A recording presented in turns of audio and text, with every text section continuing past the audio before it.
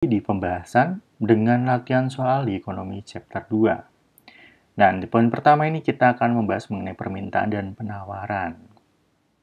Nah, untuk soal yang akan dibahas di sini adalah soal-soal esensial di mana teman-teman bisa temukan itu di uji pemahaman maupun di ujian sekolah. Jadi berpeluang besar teman-teman. Jadi teman-teman bisa lebih fokus dalam belajarnya. Oke, kita mulai di soal nomor 1, di mana salah satu faktor. Di sini ada faktor ya, substitusi. Ingat, substitusi. Apa sih arti substitusi? Substitusi adalah barang pengganti. Contohnya apa di sini? Di sini ada harga mentega naik, margarin. Permintaan ya, ingat nih permintaan bukan harga. Harga margarinnya ngapain? Nah, di sini ada harga mentega naik, permintaan margarin gimana? Nah, contoh lainnya gimana, Pak? Misal saya suka daging ayam, kayak gitu. Nah, ketika harga daging ayam ini naik, maka saya akan cari penggantinya. Daging apa yang lebih murah? Misal daging burung puyuh. Contoh lainnya apa, Pak? Misal saya suka telur bebek. Nah, ketika harga telur bebek naik, saya akan cari substitusi. Jadi barang yang sejenis tapi mirip gitu, telur ayam yang lebih murah gitu. Nah, di sini teman-teman ingat ya, ketika harga mentega naik, permintaan barang penggantinya margarin apa? Nah, logikanya pasti akan ikut naik karena orang-orang akan cenderung membeli margarin. Jadi logikanya B, harga naik. Begitu teman-teman. Oke, sembari diendapkan teman-teman boleh melihat pembahasannya dan teman-teman boleh pause dulu jika dirasa diperlukan. Oke, lanjut di soal nomor 10. Nah, di sini ada hitung-hitungan nih. Kita memiliki fungsi permintaan. Fungsi permintaan adalah QD 890 minus 2P. Ingat ya, ini adalah fungsi permintaannya. Kemudian bila permintaannya adalah 450, maka harga sepatunya berapa sih? Nah, di sini kita punya 450. Ingat ya, 450 ini adalah QD-nya. Nah, jadi terus gimana, Pak? Ya, kita tinggal masukkan saja. Nah, akan jadi seperti ini, teman-teman. Jadi dimasukkan, maka diperoleh hasil 220. Begitu. Mudah ya? Jadi teman-teman ingat, baca dan pahami, tinggal dimasukkan aja atau substitusikan dan akan didapat hasilnya. Kita lanjut di poin keseimbangan pasar, teman-teman. Nah, di keseimbangan pasar ini, saya akan kasih yang namanya pembantu dulu, atau mungkin yang akan membantu kita dalam mengerjakan soal keseimbangan. Di sini kita punya kurva permintaan dan penawaran, di mana untuk yang mendatar atau horizontalnya adalah quantity atau jumlah. Nah, atau di sini adalah price atau harga. Nah, oke. Kita hapus ya, biar lebih fokus. Nah, di sini ada yang namanya harga ke kiri dan ke kanan. Nanti kita akan jelaskan.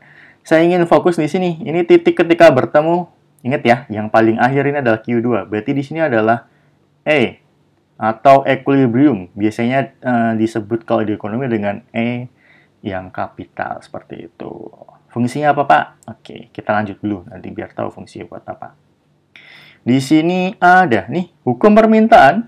Hubungan yang terjadi adalah kuantitas atau jumlah barang yang diminta dengan harga barang adalah negatif. Ingat ya, teman-teman, negatif. Berarti di sini kita bikin dulu bagan nih, yang simple nih, kayak punya Mizu ya. Ketika plus, maka minus. Ketika minus, maka plus. Oke, itu logikanya. Di sini harga naik nih, berarti plus ya. Maka, nah di sini pasti jawabannya adalah minus. Kita lihat dulu. Naik ini berarti plus, enggak. Ini enggak. Ini naik juga enggak. Ini turun. Nah, kemungkinan kita titik dulu. Ini tetap. Ingat ya teman-teman, berhubungan. Jadi tidak mungkin tetap. Tidak mungkin dia akan statis. Jadi dia akan berubah. Jadi dari yang titik ini kita ubah jadi centang. Jadi jawabannya adalah D. Ingat ya teman-teman, rumus ini. Jadi ketika berhubungan negatif, plus minus, minus plus. Seperti itu teman-teman, logikanya. Oke, kita lanjut ya.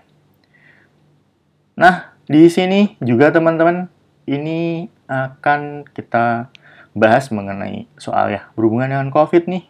Jadi masih hangat ya. Di sini semua warga disarankan memakai masker, tapi produsen maskernya belum bisa melakukan jumlah masker. Jadi gimana nih? Jadi eh, permintaannya naik, tapi belum. Ingat ya teman-teman, kita pakai kurva yang ada di depan tadi. Jadi ketika, nah ini sebelum pandemi nih, permintaannya segini aja, harganya segini. Oke? Tapi ketika pandemi, permintaannya meningkat pesat, otomatis dia akan juga bergeser dari Q1 ke Q2, bertambah ya. Nah, apa yang terjadi ketika ini? Jadi kita titik di sini. Dan harganya pasti akan ikut naik. Ingat ya teman-teman ya, ini case real. Dulu teman-teman tahulah harga masker berapa. Ketika COVID, harga masker naik gila-gilaan. Dan inilah P2 atau baru. Jadi, dia akan bergeser ke kanan dan ke atas. Gitu cara pakainya teman-teman. Oke ya, sambil diendapkan. Jadi untuk menjawab soal tadi, jawabannya apa? Jadi dia akan bergeser ke kanan, teman-teman. Ini bergeser ke kanan. Jadi ini bergeser ke kanan dan lebih jelasnya adalah bergeser ke kanan atas atau harga naik gitu. Oke, sampai di sini teman-teman bisa diendapkan dahulu sebelum kita lanjut ke soal selanjutnya. Oke. Di poin selanjutnya kita akan membahas mengenai bentuk-bentuk pasar. Ini bukan bentuk pasar yang bukan pasar bu, pasar kemis, bukan. Jadi di sini kita akan bahas mengenai bentuk-bentuk pasar. Yang kayak gimana sih? Oke, soalnya aplikatif lagi nih. Ini ada Pak Tani. Nah, Pak Tani punya padi. Tapi apa dia cuma makan padi semata? Enggak. Pak Tani juga butuh gula, gas, beras, dan apapun kebutuhan lain. Nah, kalau Pak Tani mau jual beli di mana sih? Di sawah enggak dong ya? Salahkan tempat produksi. Kelurahan Pak Tani ngurus kakak. Di pasar bisa jadi. Kita titik dulu. Ingat ya, sebelum sampai bawah, jangan gegabah untuk langsung menyimpulkan. Koperasi bisa jadi lumbung. Ini lumbuh padi mungkin ya. Enggak. Oke. Kita breakdown dulu di sini teman-teman. Dari koperasi. Jadi ini teman-teman kalau baca soal seperti ini, dari bawah, kemudian ke atas. Jadi di koperasi dulu. Koperasi biasanya kalau untuk teman-teman yang pernah tahu mungkin punya yang di desa seperti itu ya. Koperasi biasanya digunakan itu untuk apa sih? Untuk jual beli pupuk, untuk simpan pinjam. Jadi kooperasinya nggak jual beli beras. Jadi kemungkinan besar adalah di pasar. Nah, ini adalah jawaban yang paling make sense dan teman-teman bisa endapkan dulu sembari melihat pembahasannya. Oke, kita lanjut ya. Selanjutnya adalah soal nomor 8. Nah, di sini juga kita bermain logika, teman-teman. Jadi, dalam penetapan konsep pemasaran, ingat ya, pemasaran perusahaan perlu melakukan identifikasi awal. Ingat, pemasaran, identifikasi awal. Jadi, kalau di kedewasan itu, teman-teman, saya minta untuk melakukan survei. Proses identifikasi tersebut dapat dilakukan melalui tahapan apa sih? Yang pertama, produk. Nggak pasti dong. Jadi, ketika produknya udah jadi, ngapain dia identifikasi? Bener? Pabrik, dia identik dengan produk. Ingat ya teman-teman, dari tadi saya bilang dari bawah dulu ke bawah dulu baru ke atas. Pasar. Nah, pasar. Pasar yang kayak gimana sih? Ini bukan pasar minggu tadi, bukan ya. Ini pasar. Marketnya kayak apa sih? Nah, pasar kita titik dulu. Modal. Nah, modal bisa jadi nih. Kita titik dulu. Kenapa? Karena biasanya kan orang logikanya kalau mau bisnis butuh modal kan. Pabrik nggak. Pabrik sama dengan yang di B. Nggak mungkin dong udah ada produk sama pabriknya baru survei market. Nah, ingat, dari atas ke bawah, kemudian kalau udah, dari bawah ke atas. Begitu cara scanningnya. Oke, di sini ada modal, kemudian produk. Nah, modal terus produk. Di sini ada supply yang bermasalah, di mana ketika modal produk berarti dia tidak menentukan marketnya dulu. Gitu ya.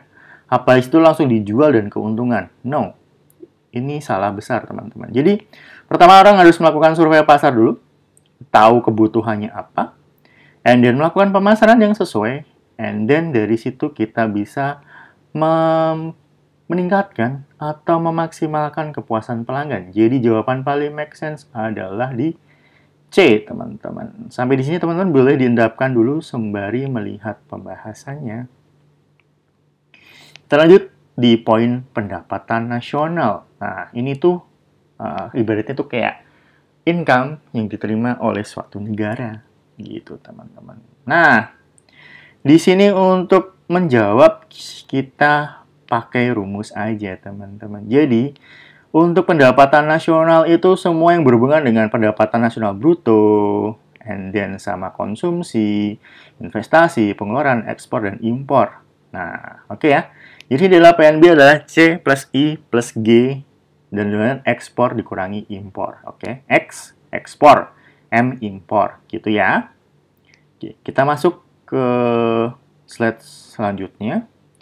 Jadi sih barang konkret dalam waktu 1 tahun, uang. Oke, konkretnya ngapa nggak dijelaskan? Salah.